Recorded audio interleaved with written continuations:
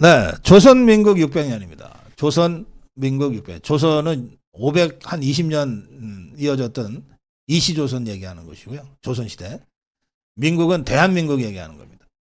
근데 이 정서 또는 이 정신문화는 뭐 600년 전이나 지금이나 비슷하다. 이래갖고 과연 우리가 세계 인류 선진국가 되겠느냐. 이런 아주 도발적인 문제 제기를 두 분이 이 책에서 했습니다. 장원재 박사, 남정욱 작가 모시겠습니다. 어서 오세요. 네, 안녕하십니까. 네, 오늘 5.16 얘기 좀 해보자고요. 네. 예. 5.16. 장원재 박사 먼저 시작하시죠. 5.16은 경제 개발을 목표로 일어난 세계 최초의 군사혁명이다. 이렇게 생각합니다. 경제 개발을 목표로. 그렇죠. 그럼 다른 나라의 군사정변 쿠데타는 경제 개발이 목표가 아니었어요? 정권 잡으려고 한 거죠. 정권 잡으려고. 네. 자기들이 해보면 뭔가 좀 잘할 수 있을 것 같아서 했다가 거의 다 실패했죠.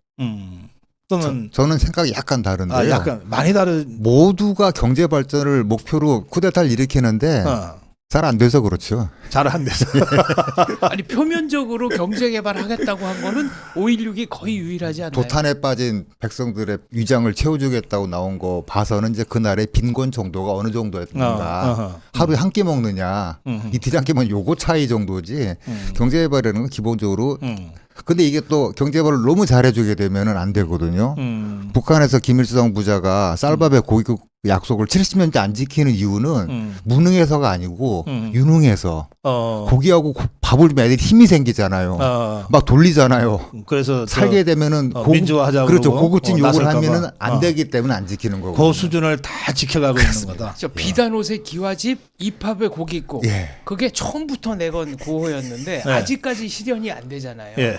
근데 독재자들은 국민들 잘 살게 하고 국민들 교육 수준이 높아지면 자기가 망합니다. 그러니까 지금 김일성이 유능하다고 한 거, 김씨 족속이 유능하다고 한 거는 독재자로서 타고났다. 그러니까 노예를 부리는 기술은 정말 타고나다. 뭐 이런 얘기입니다. 그래요. 그런데 이제 뭐 사실은 50년대, 60년대는 쿠데타의 시대였다고도 할 수 있어요. 전 세계적으로. 예, 전 세계적으로 예. 뭐 수백 회 이상의 군사정변 쿠데타가 안 하면 일어나는데, 바보. 그렇죠. 그런데 여기서 경제성장 근대화를 성공시킨 세력은 박정희 세력이 유일하다. 앞으로도 없을 겁니다. 그래요. 그건 또 왜 그렇습니까? 그 시기가 마침 냉전이 펼쳐지던 시기여가지고 나라가 클 수 있는 시기였거든요. 열심히 일하다 잘 사느냐? 저는 아프리카나 아시아의 어떤 나라들이 우리만큼 부지런은 하지 않아가지고 못 살다 생각하지 않습니다.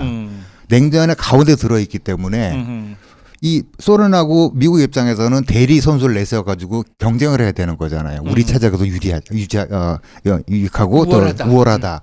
이 대목에서 이걸 잘 올라탔고 예. 그다음에 박정희라는 지도자 가지고 있는 탁월한 두뇌 그리고 현장에서 빨리빨리 상황을 판단해가지고 태세 전환할 수 있는 거. 네. 처음에는 수입 대체로 해가지고 경제 발전한다고 했다가 난데없이 물건이 팔리니까 야 없던 걸로 하고 이거 물건 내다 팔어. 그러다 하다 보니까 야 중공업 하자 중공업 이런 거잖아. 대한민국 이제 계획서에서 달렸습니까? 그냥 달렸지.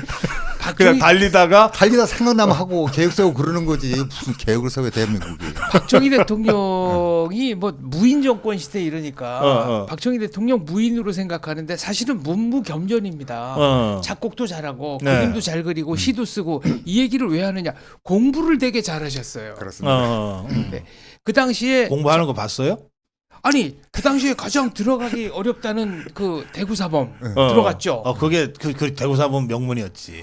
그 박정희 대통령 나온 국민학교에서 예. 아마 최초 진학자인가 그럴 거예요. 그래요. 최후.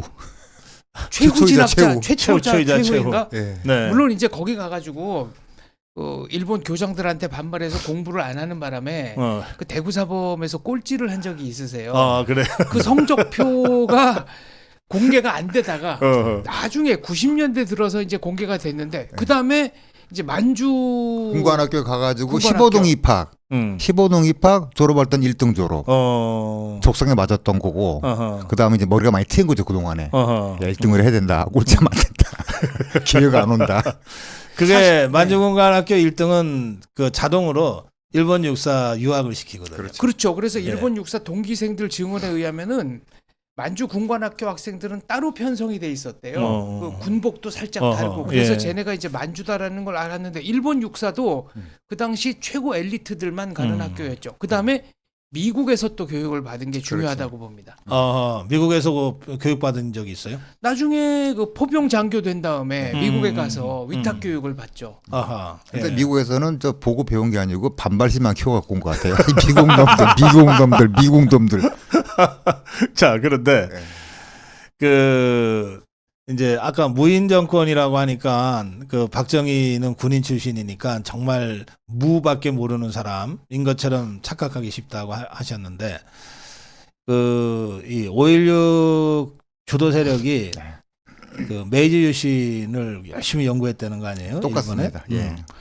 그런데 거기 보면은 이제 그 료마 사카모토 료마. 사카모토 료마, 메이지 유신의 영웅 이런 사람들도 그렇고 그 이전에 그 일본의 사무라이층이 그냥 칼만 쓴 게 아니라 실제로 각 번의 중추적인 관료 조직이기도 했어요. 그렇죠. 그러니까 이 사람들은 그냥 무가 아니고 우리가 사무라이 그러면 맨날 저 건객 영화나 생각하는데 그게 아니고 실제로 일본 봉건 체제의 그를 버텨주는 이 관료 조직들이었다고요. 그 다른 다이묘한테 취직 갈 때도 전임 예. 다이묘가 써줘요. 어. 유능하다고 행정적으로. 유능하다, 그러면 행정적으로. 취직이 되는 거고. 추천장. 네, 추천장. 이게 세금 되게 잘 중요해요. 걷고 중요하기 그리고 때문에. 정직하게 거짓말 안 하고 네, 뭐 만약- 이런 것들이 예. 다이묘가 써주면서 칼만 잘 쓰면 이러면 취직 안 됩니다. 어허. 이런 놈 많거든요. 다마가 돌아가는. 일본 말로 다마가 돌아가는. 예, 그런 의미에서는 우리가 이 박정희 군사정변을 함께 했던 이 김종필과 648기들 네. 이들이 그 세력적으로 어떤 성격을 갖고 있는가도 굉장히 잘 봐야 되는데 사실은 이제 아까 미국 얘기 나왔지만 이들이야말로 진짜 미국식 합리적 그 관료 체제를 제대로 배운 사람들 아니에요. 그렇습니다. 6.25를 거치면서 미국과 합동작전을 하니까 예. 미국식 합리주의에 길들여지고 공부하지 않으면은 공동작전이 안 되잖아요. 네, 네. 그 다음에 미국이 한국의 장교들을 굉장히 많이 미국으로 보내서 뭐 3개월, 6개월 장기 위탁 교육을 시켰습니다. 네. 그러니까 당시 외무부 관료들보다 이 장교층의 해외 유학 비율이 압도적으로 높아요. 대한민국 국군의 장교단은 그때 10% 이상이 외국 체제, 생활, 장기 생활 경험이 있었습니다. 예. 그러니까 보고 듣고 익히고 배운 게 얼마나 많겠어요. 그리고 제가 언뜻 생각이 나는데 그 공수부대 네. 이거 창설도 미국의 레인저 가서 보고 배우고 이렇게 온 거 아니에요. 예. 그러니까 전두환이 주도하고. 예. 그러니까 그런 게 다 미국식의 그 합리적 관료주의와 뭐 이런 것들이 다 몸에 적게 되는 계기죠. 그렇습니다. 그렇습니다. 또 합리주의뿐 아니라 전두환 회고록에도 나오는데 네. 지금 그 공수부대 창설 당시 이제 미국에 가서 교육을 받잖아요. 네. 자기가 문화 충격을 받은 게 두 가지가 있다. 하나는 밥을 먹고 나서 이제 커피를 공짜로 주는데 커피를 다 마시고 나면 바닥에 그 설탕 자국이 남잖아요. 그게 너무 아까워가지고 물 부어서 한번 우려 먹으면 좋을 텐데 체면상 그러지도 못한다는 거. 두 번째는 생일이라고 케이크를 주는데 미국 사람들이 살찐다고 버터크림을 버리더라. 아니 저 맛있는 걸 버리는 나라는 도대체 어떤 나라냐. 이런 문화 충격이 상당히 컸다고 합니다. 육사는 이렇게 설명하면 더 쉬울 것 같아요. 그 70년대까지 대한민국에서 굶어 죽는 사람이 있었거든요. 네. 지금 애들 믿어지지가 않죠. 왜 이마트 가면 다 주니까. 그런데 굶어 죽는데 당시 육사에 그 과목 중에 이게 있었어요. 승마. 예. 승우도 아니고 소타기도 아니고 승마가 있어가지고. 승우는 가르치는 학교가 있습니까? 아니 농사일하면서 이제 손 많이 타지. 그러나 말을 타는 것을 한 이 차원이 다른 계급이었죠. 그 당시에 최고 선진 계급. 그러니까. 그래서 대개 그 50년대, 60년대, 70년대까지도 그 이제 신생 독립국가들 중에 최고의 엘리트 집단은 미국에서 훈련받은 군인들이었어요. 그냥 군인들은 그냥 군벌처럼 거의 무슨 산적 양아치 같은 수준인데 미국에서 제대로 교육받은 엘리트 군인들이 최고의 집단이었어요. 대부분의 나라에서. 그렇습니다. 그리고 또 이런 게 좀 약간 아이러니한 거긴데 네. 대부분의 독립군은 체제도 없고 체계도 없고 제대로 교육도 못 받았는데 오히려 식민 본국에서 근무했던 사람들은 체계적으로 군을 익히고 독립한 다음에는 또 이것을 활용해 가지고 이게 참 아이러니합니다. 독립군들이 만약에 군대를 꾸린다. 이 마적단이 되거든요. 순간적으로. 예. 그런데 아니 그 김일성이 그러니까 그렇게 그렇죠. 되는 거죠. 예. 그 마적 국가 되는 붙는 거고. 거예요. 예, 그렇게 되는 거고. 계급장 떼고 붙는 네. 거야. 그렇죠. 자기들끼리도. 그래서 서로 숙청하고 숙청해서 마지막 남는 게 정권 잡고. 그렇죠. 나는 폭력에 굴복할 뿐이다. 이게 마적단의 모토입니다. 이념에 굴복하지 않습니다. 네, 폭력에 굴복할 뿐입니다. 많이 때리면 네. 굴복합니다. 얘기 나온 김에 네. 김일성이가 저 좌파들은 무슨 독립운동을 뭐 대단하게 한 것처럼 자꾸 거짓말로 예. 선전하는데 예. 실제 어땠어요? 저 마적 중에 하나 아니었어요? 그냥 마적단이죠. 나중에 저 소련군인가 들어가서 계급장, 뭐 장교 계급장을 받은 거는 사실로 보입니다만, 그럼 독립운동 한 게 뭐 있습니까? 뭐 보천보 전투 얘기하는데 그 보천보 전투라는 게 알고 보면은 야밤에 강을 넘어온 건 맞다. 근데 그 전투라고 부를 수 있나? 그냥 뭐 민간인 저 애기 엄마인가 뭐 하여튼 네. 한 2명인가 3명 뭐 거의 사고사 비슷하게 죽어요. 그거를 무슨 전투에서 어마어마한 성과를 낸 것처럼 사기를 치죠. 그리고 아니 까놓고 말해서 뭐 김정일이 백두산 밀영에서 태어났다. 아니 러시아 가면 김정일 출생 기록도 있고 태어난 집도 있고 김정일 유라 슈라 그래가지고 그 김정일 동생이 슈라였나 걔가 그 앞에 연못에 빠져 죽었다고 그러는데 2번 태어난 거 아닐까? 한 사람이 2번요. 아니 쟤네는 뭐 기적의 혈통이니까. 아 그렇죠. 북한식 기적 말씀하시니까 정말 말도 안 되는 기적 구호나무라고 아십니까? 구원하면 알죠. 빨치산들이 백두산에서 그 항일 투쟁을 하면서 나무에다가 무슨 구호를 새겼다. 근데 이 구호나무가 60년대 70년대까지는 단 한 그루도 발견이 되지 않다가 어느 순간에 갑자기 발견이 되고 그 염료 분석을 해보니까 2000년대 것도 나오고 아니 타임머신을 타고 와서 2000년대 물건을 가지고 그 시대로 돌아가서 근데 독립군 부풀리는 거는 남쪽도 비슷해요. 제가 암살이나 밀정 이런 영화를 보면 항상 드는 생각이 아니 저렇게 싸움을 잘하는데 나라를 왜 뺏겼지? 라는 생각이 드는 거예요. 일당백인데 웬만하면 다 맞추거든요. 왜 우리가 나라를 뺏겼지 이해가 안 된다. 영화적으로는 그렇습니다. 아니 김일성도 이거는 그 북한에서 뭐 공식적으로 가르치는 얘기인데 총알은 단 한 발만 남았다. 뭐 일본군은 병사 2이 왔다. 그러니까 김일성이 칼을 하나 좀 이렇게 수직으로 들고 서 있어라. 부하한테 명령했다. 그리고 그 칼에다 총을 쏘니까 총알이 칼을 맞고 둘로 쪼개져서 둘 다 죽였다.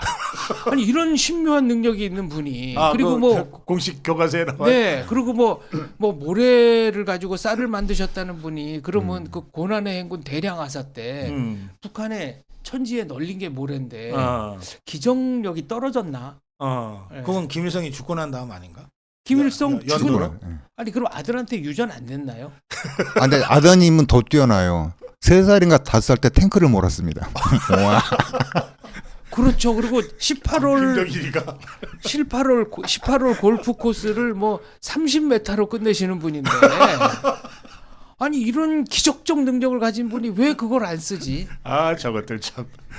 근데 내가 그 80년대 이제 민주화운동하다가 감옥살이 했는데 그때 그 참 당황스러운 경험이 있어요. 그때 고려대학교가 주사파한테 접수되던 중이야.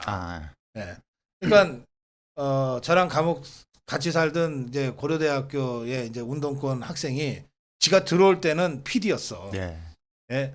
그런데 그 지가 들어와 있는 사이에 학교는 NL이 돼버린 거야. 주사파가 된 거야. 그러니까 얘가 주사파가 되기 위해서 무지 노력을 하더라고. 잘 안 되지 머리가. 그러니까 걔가 어느 날 정말 진지하게 묻더라니까. 선생님, 저는 그때 대학 강사였가지고 선생님이라 그랬어야 돼. 사람이 나뭇잎을 타고 강을 건너갈 수 있나요? 네? 그래서 내가 뒤통수 한 대 딱 쥐고 쓸데없는 생각 말고 열심히 운동해라 그러고 보냈어. 한 달 전이야. 다시 나타났어 이제. 경공수를 열심히 습득하면은 나뭇잎 타고 강을 건널 수 있지 않을까요? 한 달 만에 바뀐 거야 태도가. 그렇죠. 그거 진짜 나뭇잎 타고 압록강 건너고 솔방울로 수리탄 만들고. 이게 그쪽 교과서에 나와요? 지금은 빠진 것 같아요. 지금은 지금은 빠졌는데 노래도 무슨 뭐 장군님 축지법 쓰신다 뭐 이런 노래는 공식적으로 있고 그렇게 세뇌를 한참 하다 보면은 와 그럴 수도 있을까 뭐 이렇게 믿게 걔가 되고. 그러더라니까 네. 한 달 만에 얘가. 그 PD들은 특히 네. 그게 머릿속으로 이해가 안 되면 막 죄책감이 떨어요. 어. 약간 신앙심이 부족해가지고 네. 내일은 못 되는가 보다 싶어가지고 그래가지고 매일 고민하고 고통스러워하면서 그걸 믿습니다. 혼신의 힘을 다해가지고. 주사파들이 예예. 그렇구나. 그 실제로 사람이 물을 걸을 수 있어요. 시속 152km로 걸으면. 152km만 올라가면. 그러니까 이발이 물에 잠기기 전에 이발을 내딛고 그렇지, 이게 그렇지. 152km래요. 그게 무슨 저 목도리 도마뱀인가가 그렇죠. 예, 되긴 되는 거죠. 안 되는 건 아니지. 아니 우사인 볼트도 못할 것 같은데 그거는. 네. 그러니까 노력하면 되긴 된대. 아니 노력하면 되긴 되는데 지금 김일성, 김정일, 김정은이 그 몸매로 그 가능하겠어요? 아니 상식적으로 우리가 과학적인 얘기를 하더라도 좀 말이 앞뒤가 맞아야지. 슬라이딩에 좀 감자 그 저기 던지기 하는 것처럼 이렇게 물수제비 물수제비처럼 이렇게는 가능할지 모르겠다. 부력은 자, 좋을 것 같네. 지금 이 박정희 대통령과 648기 5.16 군사정변의 주체 세력이 상대했던 그 세력이 바로 그 김일성 예, 세력. 그 세력입니다. 그러니까 저는 박정희 대통령이 평생 이 김일성과의 이 체제 전쟁이라는 거를 늘 깔고 있었다. 예. 예, 뭐 경제 성장을 그렇죠. 할 때 예. 뭘 할 때건 간에 이 체제 전쟁이라고 하는 이 구도를 벗어날 수가 없었다. 그런 생각이 들더라고요. 김일성이 없으면은 대한민국이 없었을 수도 있습니다, 진짜로. 이 경쟁 구도가 계속 했기 때문에 심지어는 대학로에 있는 그 엄청나게 그 넓은 횡단보도가 있거든요. 이게 북한보다 조금 넓어 1m가 넓거든요. 네네. 이런 것까지 경쟁을 했기 때문에 기본적으로 북한보다 지면 안 되는 거. 그렇지, 예. 그렇지. 아니 예. 뭐 그런 결기가 좀 있어야지. 북한과 대한민국이 정말 첨예하게 체제 경쟁을 했던 것 중에 하나가 판문점 인근에 그 군부대 이런 데 가면은 예. 그 국기 개양대가 있잖아요. 예, 예. 예. 어. 우리가 1m 높이면 쟤네가 예. 2m를 높여 밤에. 그럼 우리도 또 공사해가지고 2m 높이고. 누가 더 높이 세우나가 어마어마한 그 자존심 대결. 근데 60년대까지는 우리가 저쪽 저 김일성 집단보다도 좀 못 살았잖아요. 못 살았죠. 군사력도 좀 떨어지고. 네. 그게 과학적으로도 근거가 있는 거가요. 예. 6.25 때 그 인텔리들이 전부 다 남하를 하잖아요. 피난을 와버리잖아요. 그러면 북한에 들어가 있는 소련 기계들, 일본 기계들이 있는데 네. 이 기계들 그쯤 멈춥니다. 고칠 오래돼가지고. 사람이 없어서. 근데 고칠 사람이 없는 거 이제는. 아하. 그거가 막 거의 맞아 떨어집니다. 그게 거의 맞아떨어져서 60년대 말 70년대 초에 역전이 된다. 그렇죠. 일본 기계들을 만질 사람이 없어진 거예요 이제는. 하하. 고장났네. 그러면서. 그리고 북한 같은 경우에는 예. 공산주의 우호 가격이라고 그래가지고 예. 소련이 동유럽에서 강탈한 물건들을 거의 무상 거의 원조 무상으로 거의 싸게 했고 네. 그다음에 이제 김일성이 좀 간악한 데가 있어가지고 네. 중국과 소련 사이에서 줄타기를 하면서 많이 주는 쪽으로 가서 붙겠다. 근데 60년대 70년대는 중국이 무슨 문화대혁명, 대약진 운동 이런 걸로 형편이 없을 때니까 망하기 바쁜데. 그렇죠. 소련에 이제 일방적으로 매달리면서 굉장히 많이 얻어냈죠. 우리가 박정희 시대를 그래서 그 경제 성장이라고 표현하기도 하고 근대화라고 표현하기도 하잖아요. 그렇습니다. 산업화라고도 표현하기도 하는데 네. 그 문화 통사적으로 볼 때 어떤 용어가 제일 적합한 것 같아요? 대한민국에서 근대화라는 것이 진행된 처음인데 일단 근대화라는 것은 신체를 통제하고 시간을 통제하는 거거든요. 농업 사회니까 아침 해 뜨면 일어나는데 그렇지. 6시면 라디오 틀고 일어나라고 그러는 거예요. 해도 안 떴는데. 예, 일어나. 예, 그러니까. 어. 이래서 가지고 사람들이 이제 일어나서 일해야 되는 시간, 어. 학교 가는 이런 식의 시간 개념이 생겼다는 거죠. 근대인으로 처음으로. 비로소. 예. 그렇지. 그때는 겨울에는 날이 어두운 거지 아직 안 일어나도 되는가 봐요. 그래가지고 계속 자다가.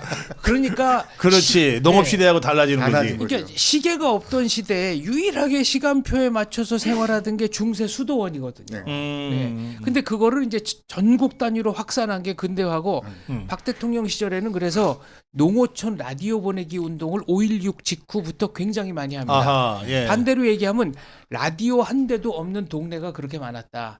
나중에 조금 형편이 펴지니까 6시에 딱 들어서 라디오 방송 나오는 것 갖고는 좀 다 안 일어나. 그러니까 동네마다 확성기를 달아요. 그렇지. 예, 그래가지고 이장님이 방송을 합니다. 그때 이장님 앵커 전성 시대. 네. 네. 그래서 별거 다 했더라고요. 네, 친애하는 이장 뭐 쥐 잡는 법부터 시작해가지고 공식 일정. 한글 교육도 했어요. 그때 이장님들 신났지. 네. 그러면서 우리 사회가 깨어나기 시작한 거 아니에요. 예. 그러니까 네, 자조 잠에서. 자립이라고 하는 그 세마로는 그게 되게 중요한 것 같은데, 그러니까 일테면 엽전이라는 개념 자체를 갖다 없애주고, 엽전. 예, 너는 홀로 설 수 있는 존재다. 아주 우리 비하적인 명. 그렇죠. 엽전들이 그렇지. 예. 그러니까 자조 자립 협동이라는 것은 이 독립된 개인들이 서로 도와서 더 큰 일을 도모하는 것. 이렇게 가지고 사람을 근대화시켜 놓은 거지. 개인적으로. 예, 근대화된 개인을 탄생시킨 것이 박정희 시대. 그러면 이제 산업화 경제성장은 근대화라고 하는 어떤 큰 시대적 흐름 속에 예. 포함되는 개념. 그렇습니다. 기본적으로. 그냥 근대화라고 부르는 게 맞다. 예. 건국의 이승만, 예. 근대화의 박정희. 예, 예. 아니 지금도 뭐 다른 나라 비하할 생각은 없지만 네. 국민들이 근대화하지 않으면 진정한 근대화는 오지 않습니다. 우리나라 상사 주재원들이 다른 나라 가가지고 좀 후진국 가가지고 경악하는 게 월급날이 되면 그 다음 날부터 안 나와요. 안 나오는 사람들이 있어요. 안 나와. 그러니까 돈이 다 떨어질 때까지 그렇지. 안 나오고 돈 떨어지면 나와요. 그러면 무슨 계획 경제, 생산 경제가 가능하겠어요? 그러니까 월급을 10일, 20일, 30일 3계절로 나눠서 준다는 거 아닙니까? 주급으로 바꾸거나 1급으로 자꾸 바꿔야 되는 거야. 그렇죠. 예, 예. 내일 나오게 하려면. 그렇죠. 예? 그런데 저는 그런 얘기도 들었어요. 갑자기 직원들이 안 나왔대요. 물어보니까 비가 와서. 다행히 그 다음 날은 해가 쨍 떴대요. 네. 또 안 나왔어. 날씨가 좋아서. 날씨가 좋아서. 그러니까 이게 아까 우리 아주 상징적인 말씀하셨는데 해 뜨면 일어나고 해 지면 자던 그 시대가 6시면 일어나는 시대로 바뀌었다. 이 사람들은 아직도 예. 그런 시대가 아닌 거지. 심지어 전기가 들어오는 거예요, 밤에. 잠도 못 자. 그전에는 전기가 들어오니까 애만 났잖아요. 근데 이제 애 낳고 그것도 이제 안 되는 거예요. 자연의 법칙도 그거 안 되고. 그거 이제 두 번째 중요한 게 이제 그 18세기 아마 박사님도 아실 겁니다. 그 계몽주의. 계몽군주. 군주주의라고 그래가지고 모든 것을 국민을 위해서. 그러나 국민은 몰래. 국민은 알 거고 그냥 군주들이 하는 거예요. 근데 그건 심상정인데. 모든 건 국민을 위해 선거법계야. 예. 근데 국민을 알 거 거 없지. 없고. 예. 심상정은 군주가 아니지 않습니까? 거의 군주지 이재명이 수준으로. 선거법 자기 만들 당에서는. 때는. 네, 박사님도 기본적으로 교육자 출신이잖아요. 네. 5.16 쿠데타 일으키고 남산 점령한 다음에 아나운서한테 그냥 읽으면 되는데 이것을 왜 읽어야 되는지 이 내용은 뭐 혁명 공약의 내용은 무엇인지 이걸 설명을 하고 있는 거예요. 대단한 사람 아닙니까? 그 와중에 박종세 아나운서를 불러서 네. 내가 왜 혁명을 했는지 이 혁명 문안에 담긴 뜻이 뭔지를 설명을 하고 납득을 시켰어요. 왜 그랬냐고 물어보니까 나중에 납득을 해야 읽을 때도 좀 정성을 다해서 읽을 거 아니냐. 실감나게. 네. 그래서 박정희 대통령은 무슨 일을 할 때 꼭 국민들한테 설명을 합니다. 그리고 아닌 건 아니라 그러고 국민들이 잘못 생각하는 건 잘못 생각했다라 그러고 아예 대놓고 내가 여러분들 당장 잘 살게 해줄 수 있는 방법 없다. 네. 그리고 지금 야당 지도자들처럼 미국 가서 뭐 구걸해 와가지고 뭐 내가 돈 얻어다 주겠다. 이런 약속 나는 못한다. 나는 여러분들께 피와 땀을 요구할 것이다. 얼마나 정직합니까? 그래도 되게 말을 갖다가 이해가 잘 되게 해줘요. 네. 경제개발 1개년 이제 1차 끝나고 2차가 갈 때는 이렇게 설명합니다. 그러니까 대부분 문명이 많으니까 지금 우리가 하고 있는 일은 만약 서울에서 부산을 간다면은 지금 경주 정도까지 왔고 다음 해가 끝나면은 어디까지 갈 것이 이런 식으로 설명을 해주거든요. 그렇지. 그 박정희 대통령 아직 남아 있는 그 연설문을 보면 굉장히 구체적이에요. 네. 진짜 실사구시야. 네. 그리고 미사 여구가 없습니다. 없어요. 네, 미사 여구가 없고 그 다음에 또 하나는 숫자를 동원해서 설득합니다. 우리의 목표는 뭐는 수출은 뭐 몇 달러 몇 년도까지 몇 달러 목표고 현재 몇 퍼센트를 달성했으며 몇 퍼센트가 남았다. 얼마나 설득하기가 좋습니까? 대신에 지방 공무원들은 지방 순신 내려올 때마다 피가 마르는 거죠. 맨날 숫자로 물어보니까. 그렇지. 아 돌아버리겠다 정말. 그러면서. 거기서 대답을 제때 잘한 사람 예. 또는 대통령한테 현장에서 설명을 잘한 사람 이런 사람들은 또 파격적으로 그렇습니다. 발탁이 됐어요. 예. 네, 발탁을 해서 단련을 시키고 중용을 하죠. 그래서 저는 특히 박정희 대통령의 이 국정 운영에서 그 실무 과장 또는 현장 책임자들하고 직접 대화하고 네. 하는 거 부분들이 그 굉장히 인상적이더라고요. 예. 보통은 왜 장관, 차관, 뭐 본부장이 준비된 브리핑 하면 듣고 가잖아요. 네. 박정희 대통령은 그렇게 안 하더라고요. 직접 갑니다. 그 네. 아까 라디오 얘기가 나왔는데 우리나라 라디오의 아버지가 이제 그 박노해 장인 그 양반이 이제 그 한국 라디오의 아버지라고 하는데 한국 라디오 제조업의 제조업에. 예. 근데 박정희가 이제 쿠데타 일으킨 다음에 부산에 가가지고 공장을 간 마침 그 사람밖에 없는 거예요. 이름이 김혜수였나 그럴 겁니다. 막 가갔는데 꼼꼼하게 다 물어보는 거예요. 나중에 이것도 물어봅니다. 그 이 김주임은 학교는 어디 나왔고 뭐 등등 해가지고 김과장. 예. 그래가지고 그 딸이 김진주가 그랬는데 그게 이제 김진주가 박노해를 데려가서 이제 그게 그 장인이거든. 근데 꼼꼼하게 들은 다음에 뭐가 필요하냐. PX에서 나오는 물건하고 저 일본에서 건너오는 밀수 라디오 때문에 미치겠다. 싹 치워라. 이렇게 현장에서 보고 현장에서 판단하고 현장에서 결정하고 그래서 그다음에 밀수 단속, 예. 일제 라디오 단속. 그래서 금성사 라디오의 판매량이 확 늘어납니다. 그런데 놀라운 거는 몇 년, 10년쯤 뒤인가 아무튼 꽤 후에 갔는데 또 있는 거예요. 그 사람이. 박 대통령이 어떻게 알아봅니까? 한두 사람 만나는 게 아니잖아요. 근데 딱 보고 김 과장 아직도 과장이요? 그랬다는 거 아닙니까? 예, 대단한 거죠. 그 여기 저 게스트 이름 좀 넣어달라고 그러시네요. 우리 남정욱 저 작가라고 불러주면 돼. 예 작가라고. 예. 장원재, 네. 박사, 네. 그렇게 넣어주세요. 근데 제가 이제 그 정치발전론이 제 전공인데 네. 정치발전론을 하다 보면 어쨌든 이 민주주의 제도를 정착시키려면 정치발전의 핵심은 민주주의 발전이에요. 하려면 어느 정도는 이게 사회가 좀 경제가 발전하고 사회적으로 좀 다양성이 생기고 그리고 국민들의 그 인식의 수준이 좀 어느 정도는 올라가야 된다. 그래야 민주주의라고 하는 굉장히 복잡하고 어려운 주인 노릇하기 참 어려운 이 제도를 어느 정도 소화해낼 수 있다. 뭐 이런 얘기예요. 네. 그래서 많은 나라들이 이제 미국이 많은 나라들한테 전후에 저 공산당 공산주의 체제에 대항시키기 위해서 민주주의 체제를 이식하고 민주주의 국가로 발전시키기 위해서 지원을 하거든. 그게 이제 원조고 뭐 그런 건데 미국이 다 실패했는데 한국에서만 성공했다는 거 아니에요. 네. 원조를 했는데 이것들이 학교 건설에 안 쓰이고 다리 건설에 안 쓰인 거야. 다른 나라들은. 그걸 이제 정치학에서는 전달률 그래요. 전달률. 예. 예. 그 정책 지원 자금이나 차관의 전달률이 남미 국가들은 평균 15%. 아프리카 국가들은 평균 5%. 한국은 85%. 이 사시미로 치면 수율이라고 하는 거 있지 않습니까? 회 뜨면 나오는 살의 비율. 그거 비슷한 건가? 그러니까 여기서 거의 대부분의 네. 진보 정치학자들까지도 박정희 근대화를 높게 평가하게 되는 거예요. 아니 박 대통령이 63년 대통령 선거 유세 때 미국에서 연간 원조가 얼마 들어왔다. 이거는 우리가 다 아는 거 아니냐. 네네. 그럼 이것만 제대로 썼어도 지금 공장이 몇 개는 건설돼야 되는 거 아니냐. 예를 들어 비료도 1년에 지금 얼마를 수입하고 있는데 이 돈 갖고 비료 공장만 졌어도 지금 비료 수입할 필요 없다. 그리고 만약에 일부 야당 후보들이 주장하는 대로 당장 자기가 집권하면은 잘 살게 만들 수 있고 민주주의도 미국식으로 실현할 수 있다. 네. 이런 분 그 주장이 실현된다면 내가 당장 후보 사퇴하고 도시락 싸갖고 다니면서 그 사람 배우겠다. 이렇게 얘기를 합니다.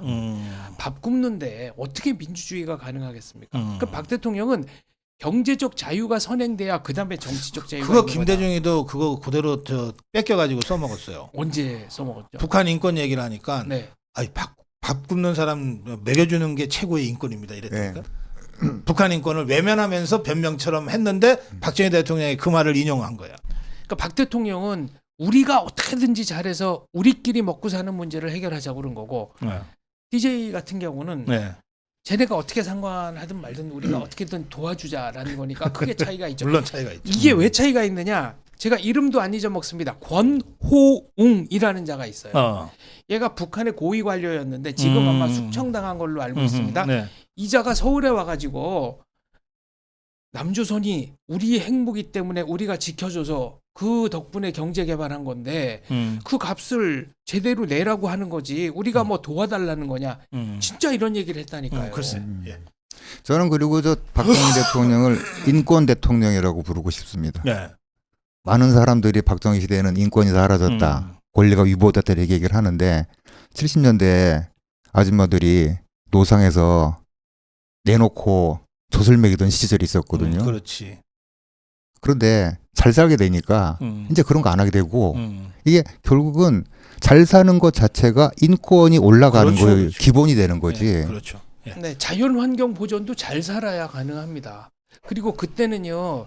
박 대통령 초기에는 전량 농가, 식량 떨어진 데가 많잖아요. 그래서 자기가 아끼는 장교단을 일종의 암행어사처럼 보냅니다.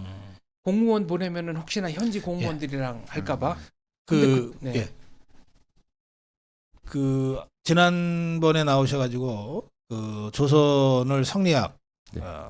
또 우리가 흔히 교과서에서 배우는 산업공상의 질서 이렇게 말씀하셨는데 박정희 근대화 과정에서 이게 다 무너졌고 뒤집어졌다 예. 그렇게 볼 수 있습니까? 그러니까 제가 그 훈장이라는 것은 원래 사대부들끼리 주고받는 거여가지고 그렇죠.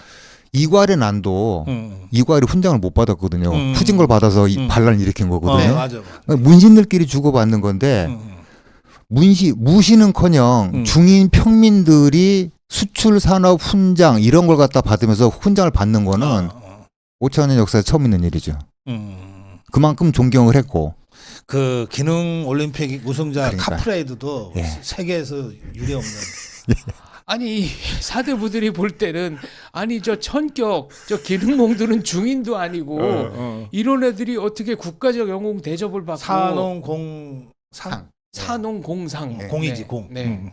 상을 제일 밑에 둔 거는 그래도 공업은 뭐라도 만드는데 상인들은 만들지도 않고 냈다 팔면서 돈이 생기니까 이거 정말 그러니까 인류의 사대부적 사고 방식으로는 원가에 이문을 남긴다. 이게 그러니까. 남을 속이는 거예요. 그런 면에서는 박정희 근대화 시대가 이 우리 사회의 기존 질서와 사고 방식을 완전히 바꿔서 현대적인 사회, 근대적인 사회로 가기 위한 그런 혁명의 시대였다. 예. 근대화 혁명의 시대였다. 예. 예. 마무리 짧게 한 말씀 듣겠습니다.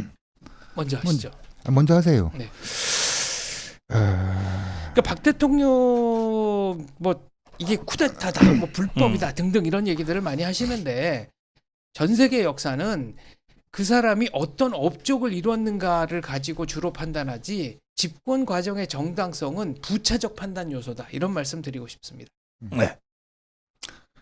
그 대한민국의 행운은 머리 좋은 사람이 연달아서 집권했다는 거. 이승만, 박정희, 예, 그렇습니다. 전두환. 예, 전두환은 잘 모르겠습니다만 박정희까지는 사실은 네. 그 박정희가 계속 하고 싶었던 게 뭐였냐면은 국민은 지도자를 잘 만나자는 리더를 잘 만나 이거였거든요. 그런 측면에 있어가지고 인적 경쟁이 우리가 남다르게 북쪽보다 좋았다는 거. 이게 굉장히 큰 중요한 포인트 같습니다. 네. 그러니까 북한으로 넘어간 사람보다 남쪽으로 남하한 사람들이 16배가 많았다. 이건 팩트고요. 그다음에 아까 제가 암행어사 얘기했잖아요.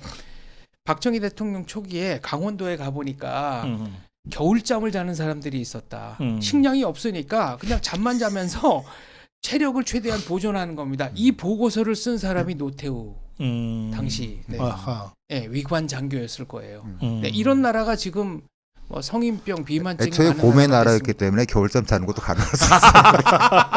자, 단군 신화까지 올라갔습니다. 오늘 여기서 마무리할게요. 고맙습니다. 감사합니다.